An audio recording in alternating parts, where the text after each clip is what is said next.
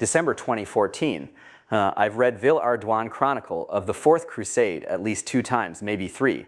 And yet, if I had to write down everything I remember from it, I doubt it would amount to much more than a page.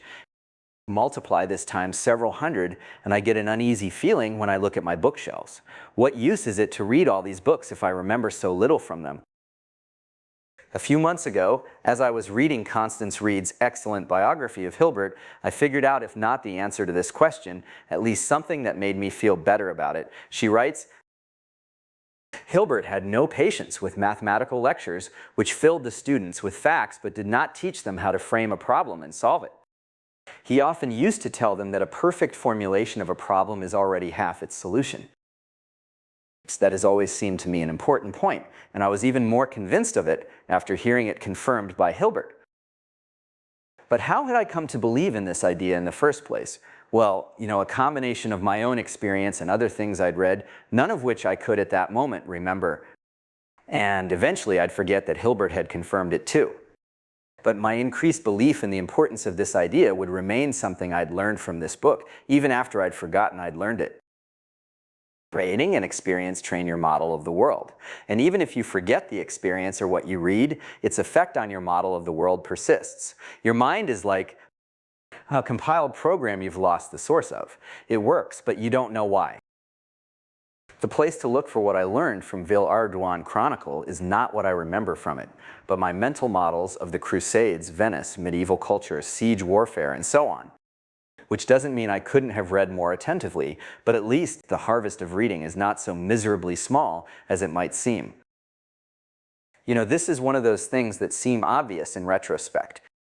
But it was a surprise to me, and presumably would be to anyone else who felt uneasy about apparently forgetting so much they'd read. Realizing it does more than make you feel a little better about forgetting, though. There are specific implications. For example, reading and experience are usually compiled at the time they happen, using the state of your brain at that time. The same book would get compiled differently at different points in your life, which means it is very much worth reading important books multiple times. I always used to feel some misgivings about rereading books. I unconsciously lumped reading together with work like carpentry, where having to do something again is a sign you did it wrong the first time. Whereas now the phrase already read seems almost ill-formed. Intriguingly, this implication isn't limited to books. Technology will increasingly make it possible to relive our experiences. When people do that today, it's usually to enjoy them again, for example, when looking at pictures of a trip, or to find the origin of some bug in their compiled code, for example, when Stephen Fry succeeded in remembering the childhood trauma that prevented him from singing. But as technologies for recording and playing back your life improve, it may become common for people to relive experiences without any goal in mind, simply to learn from them again, as one might when rereading a book. Eventually, we may be able not just to play back experiences, but also to index and even edit them. So although not knowing how you know things may seem part of being human, it may not be.